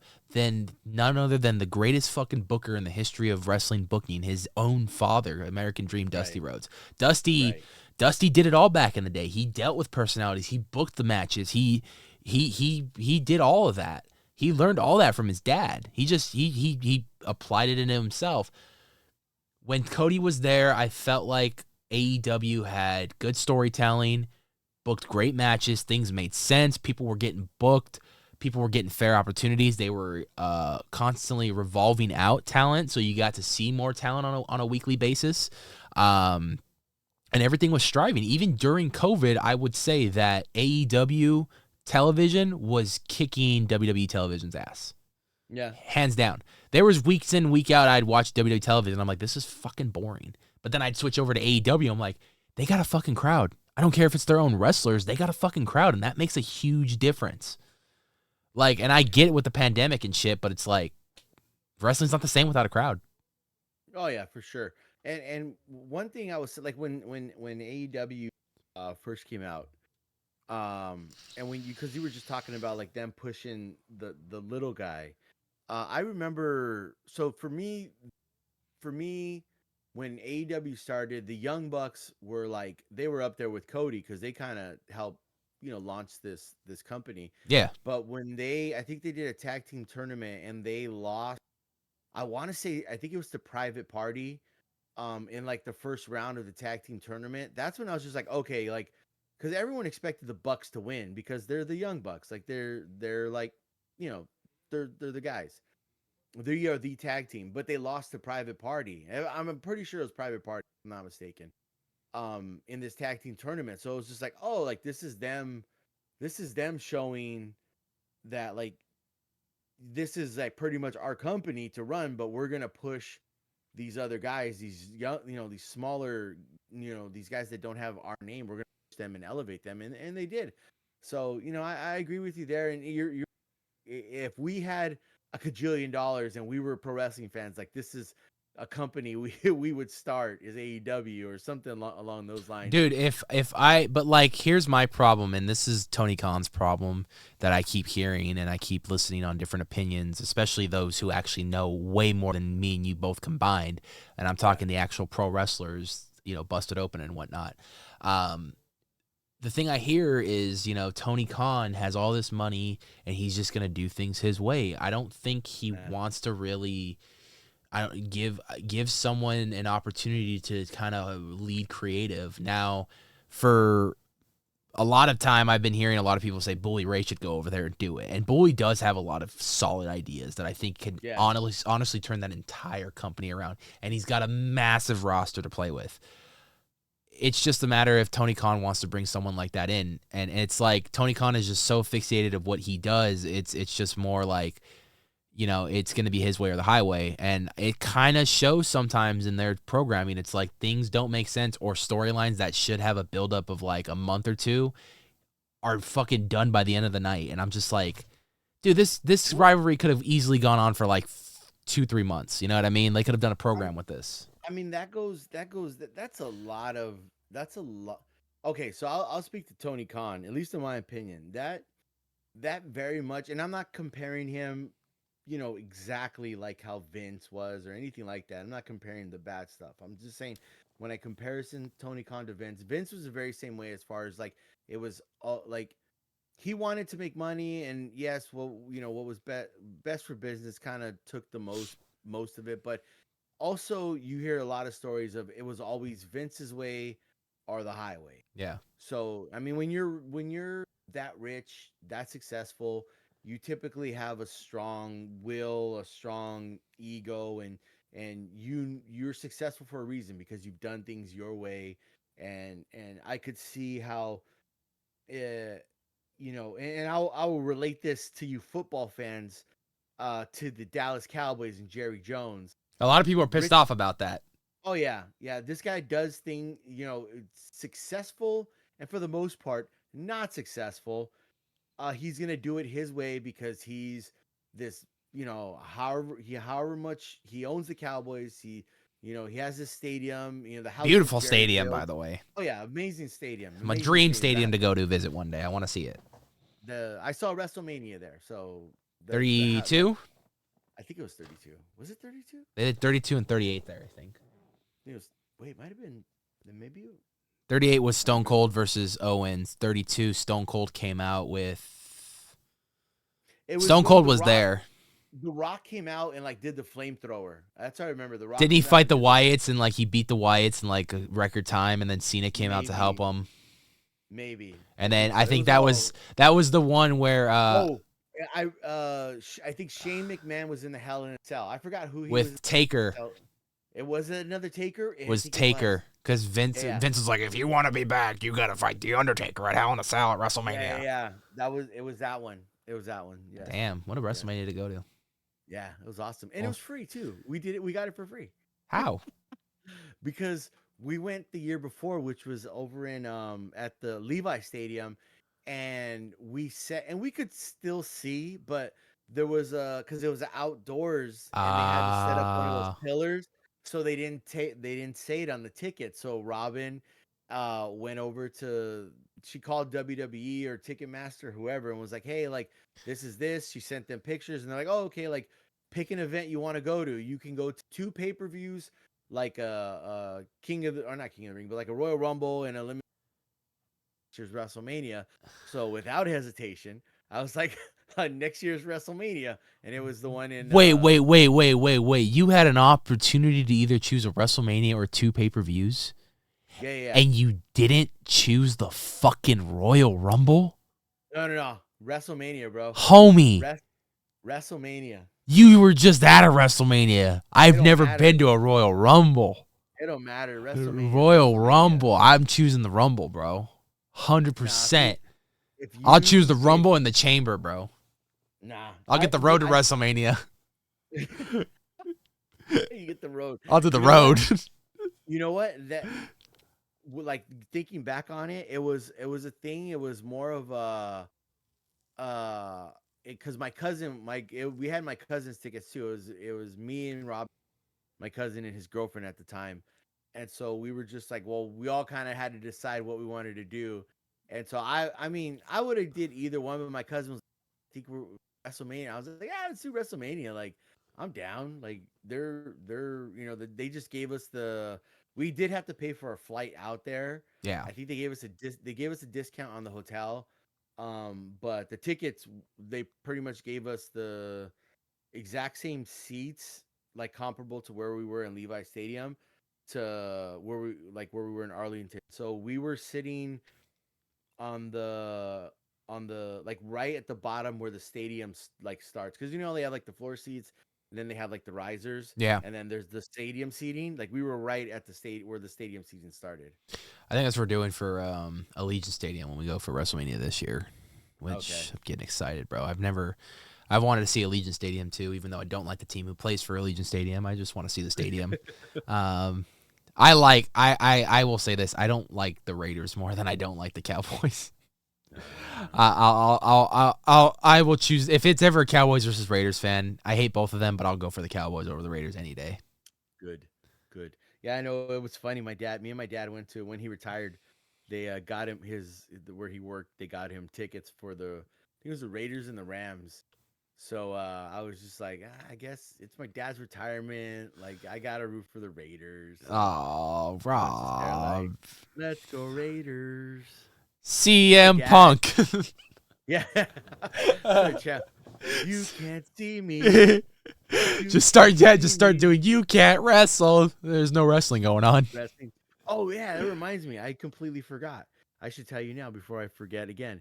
Remember that indie show we went to in Cyprus?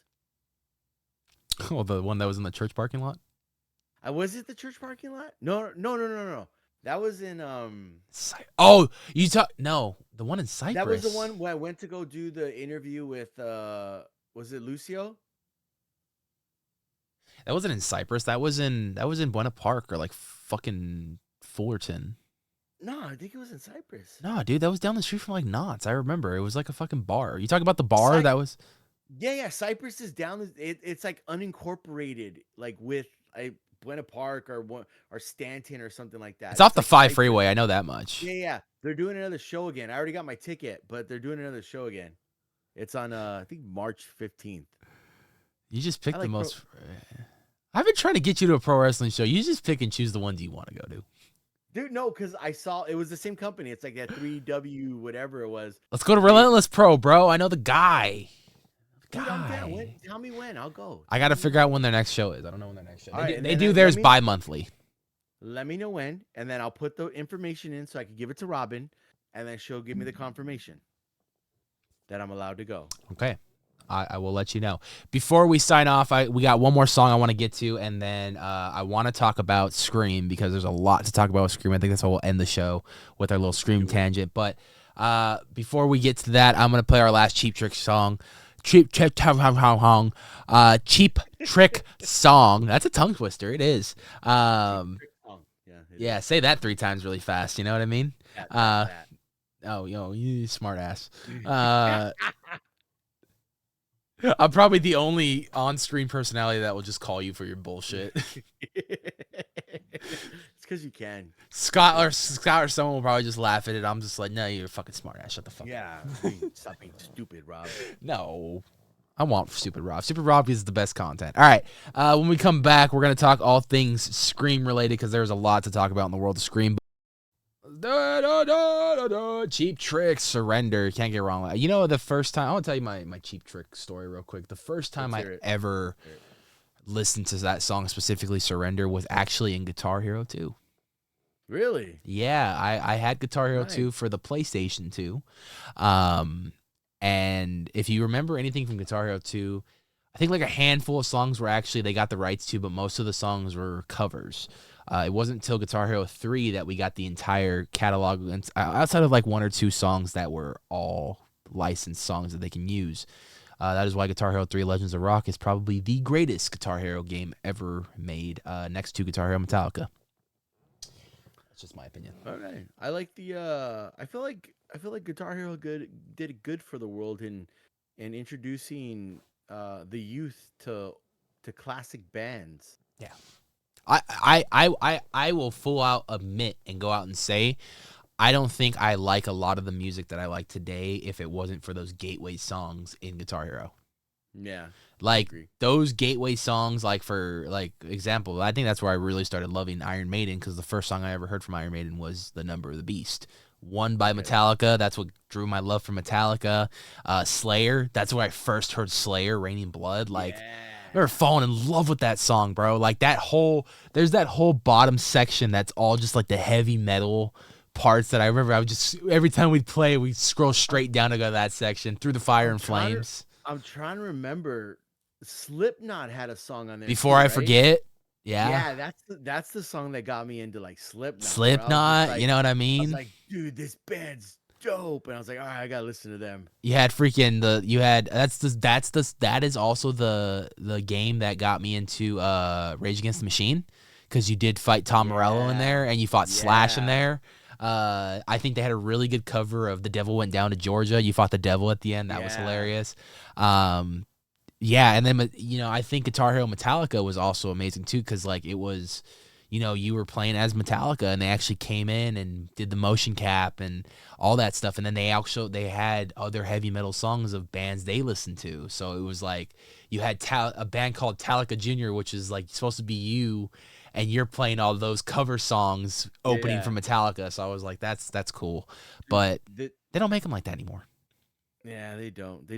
We still have Robin has her old I think it's a PS2 and she has Rock Band and Guitar Hero. I'm coming over. So, but yeah, it's in the we have all the like the guitar. I think we have like we're digging it out. 4 guitars. Yeah, dude, I'm down, bro. I'm buying all the games again. I'll find them. It was funny. I remember it was just speaking of it wasn't Guitar Hero, it was Rock Band. Me and my cousins were doing like the where you could do like the going on tour together where you all play something.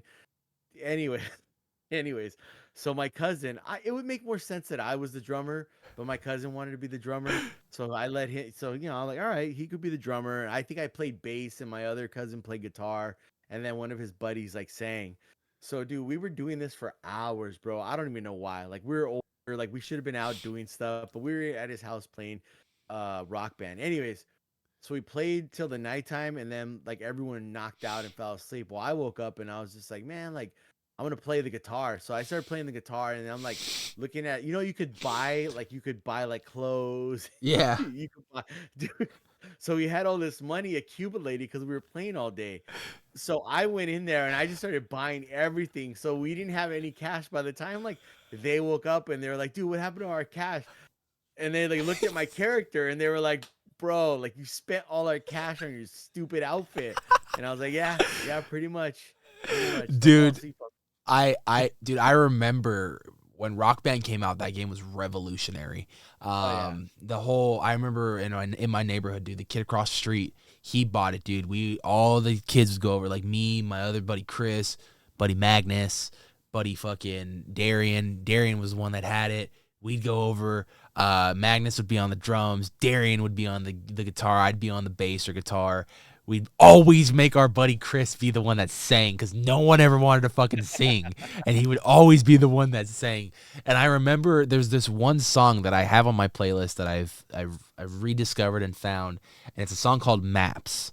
And it's an alternative band. I think the band's called the Yeah Yeah Yeah Yeahs or something. Oh yeah, okay, yeah. Yeah. And I just remember him like fucking singing the song and just butchering it. Because we were kids, we didn't know. We just wanted to fucking play the game, and we wanted to play with every instrument, full band. That's the difference, is that you were kids. We were adults. It would have been the same thing, bro. If I would have had a rock band at fucking 20, bro, I would have played the shit out of it, bro. Come on now. But that is so you're an adult spending all the money. Come on now, buddy.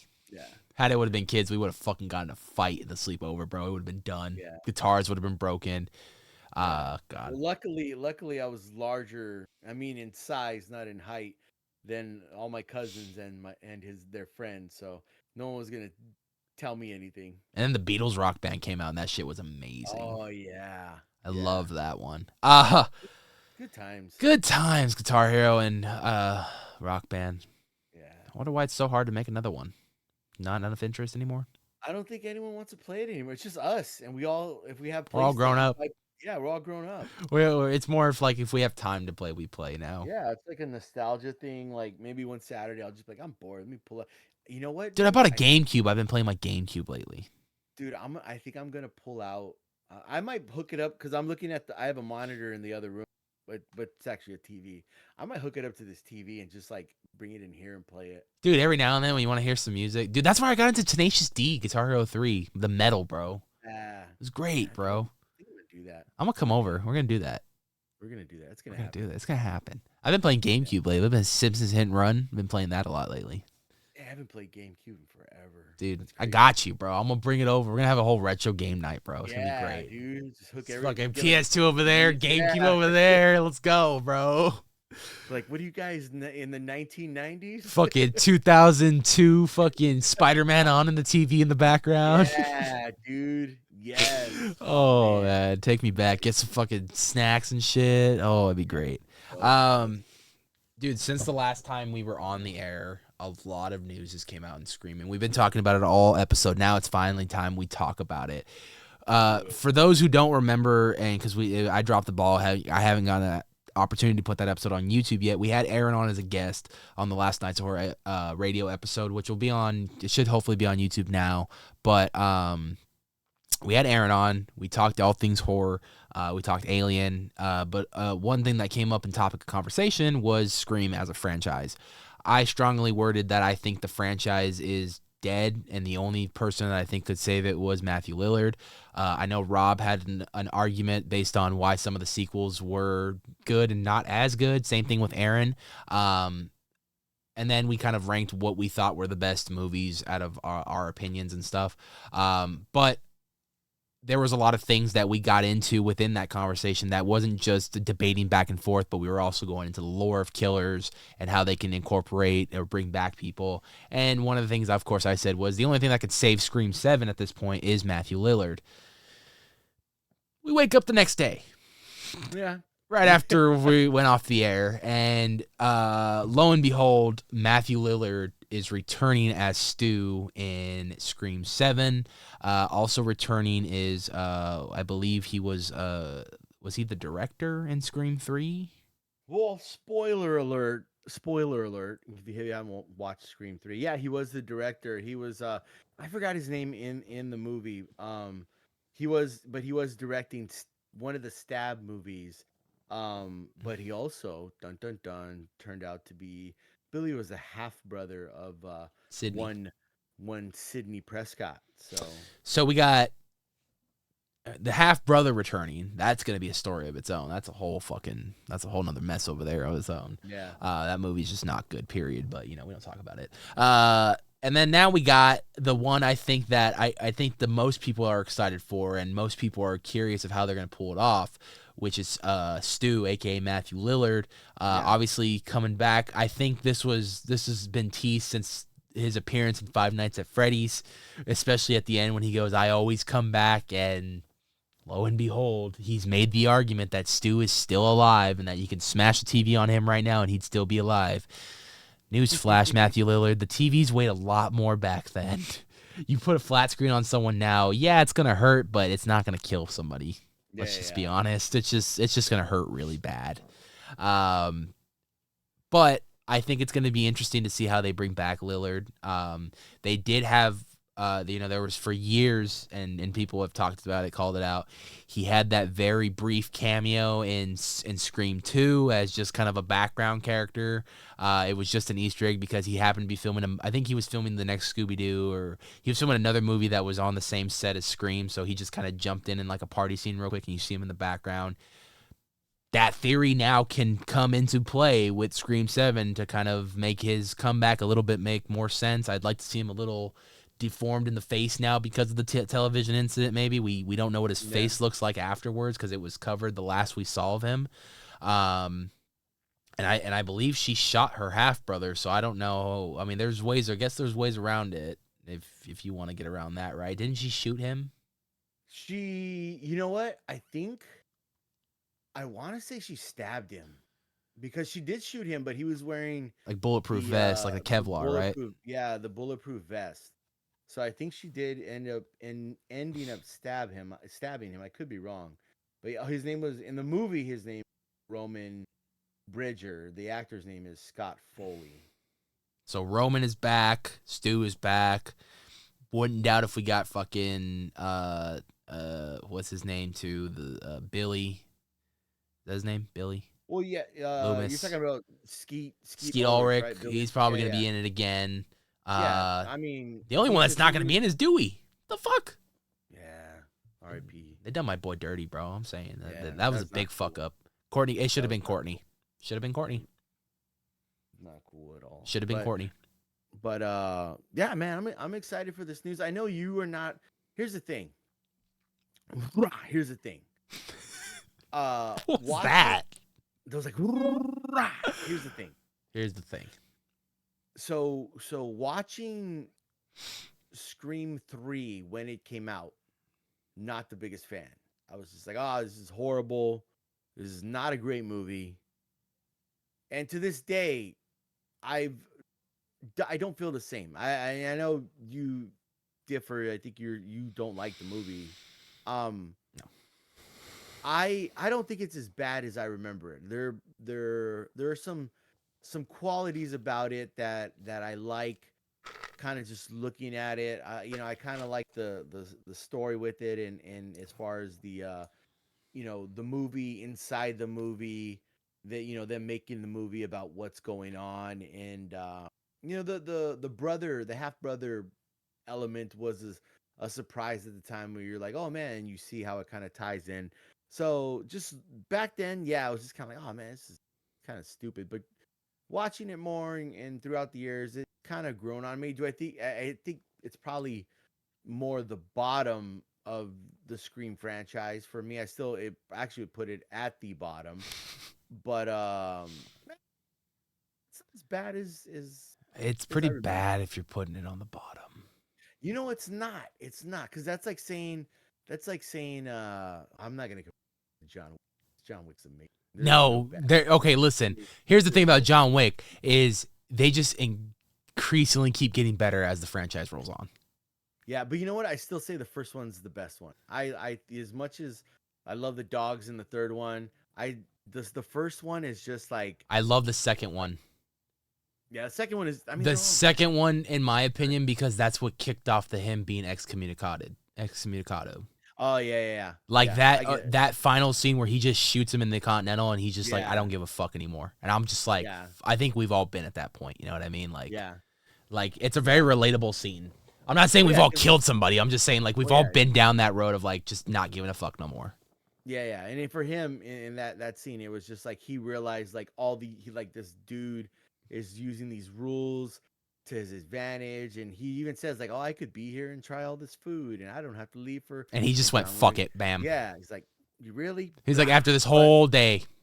Yeah, done. but I mean, okay, yeah, the Scream 3 is at the bottom for me, but I still enjoy it. It has some qualities I do like. But it's cool to see, especially, you know what, too. I think what's really cool is like Matthew Lillard is very accessible to like the fans. Yeah. That I feel like that's what obviously, we're excited to have him back.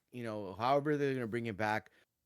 Yeah, I think it's good for the franchise, but also it's more endearing too because Matthew Lillard, like I said, is very accessible to fans. You can go to all these horror cons and paloozas and he's there meeting and greeting, talking to fans and stuff. So very very good on.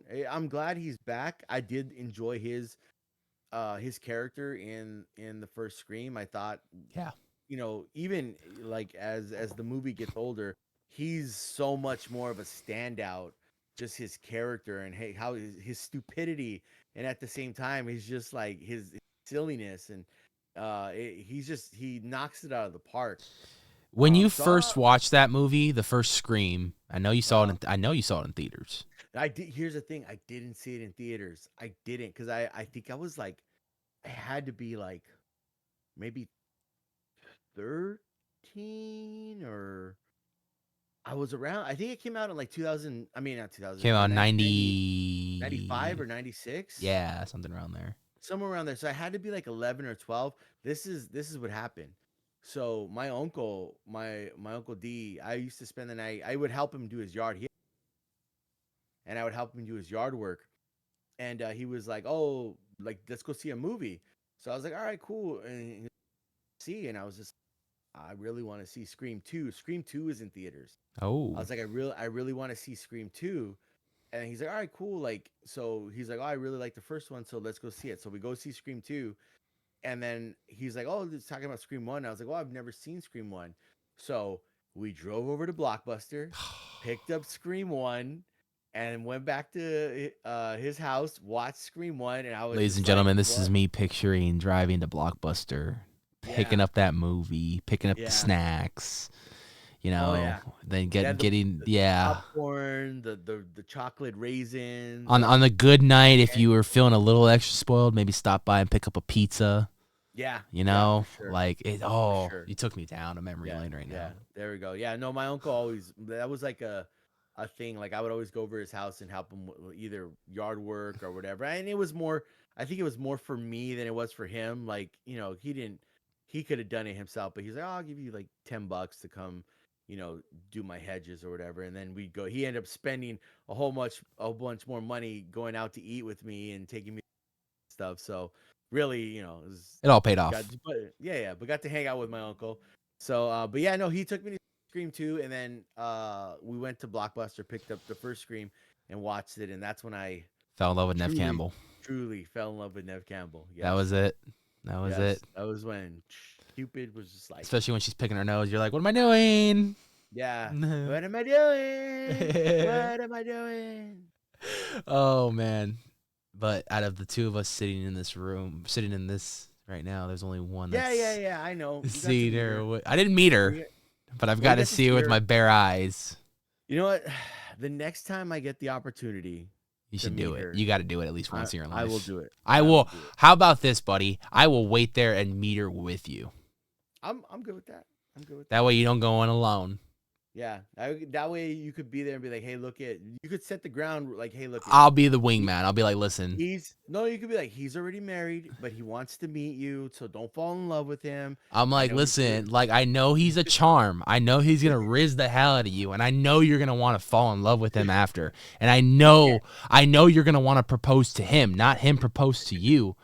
But I have to let you know he is happily married. Yes. Yeah. However, his You are wife, on the list.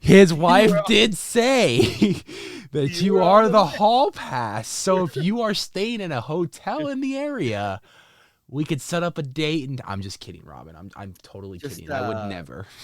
Never. I would never. Hang out. We can hang out. We could go to El Cholo down across the street from the Pasadena Convention Center. Tell you Mexican what, food. I mean, she's pretty financially successful. She could rent out a movie theater and we could watch Scream. Yeah, it'd be a dream come true for him. I think that would just satisfy you for the rest of your life. Oh yeah, I'd be like, hey, well, you know what? I got to watch Scream with Sidney Prescott. So Yep. And you got to ask her all the questions you wanted to. yeah, I did. Yeah. I'm excited to see where this goes. I'm still thinking that Scream 7, they had to pull out all the stops because they knew this movie was probably going to be a bomb. And I really hope that the story's not shitty and they're just bringing in all these actors just for star power like they did with the last Jurassic World movie.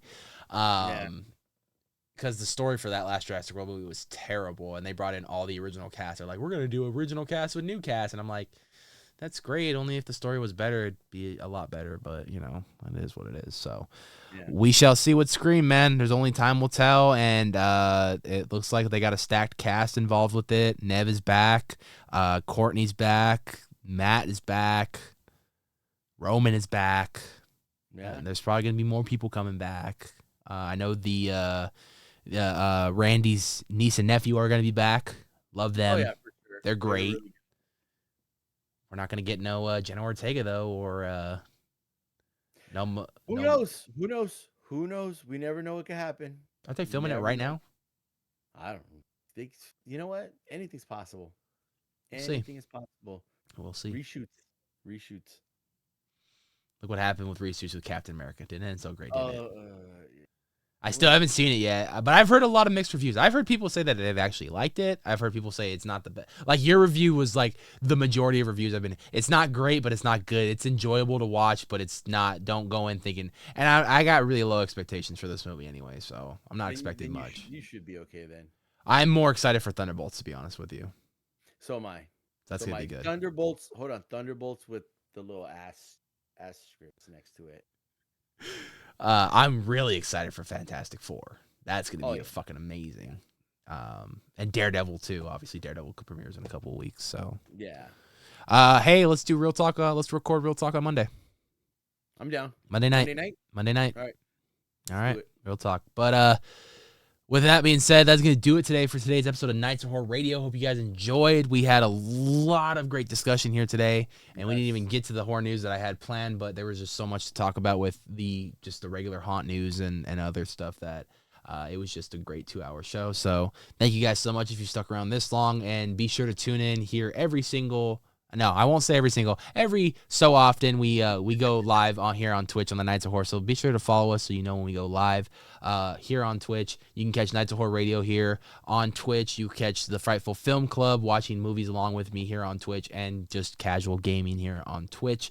And the replays for Nights of Horror Radio will be available on our YouTube page. So if you're watching on our YouTube, be sure to subscribe if you want to just watch the replays, but be sure to try to check us out live because it's so much fun when you can hear the music that we're playing. Because I got to edit out all that music because copyright stuff.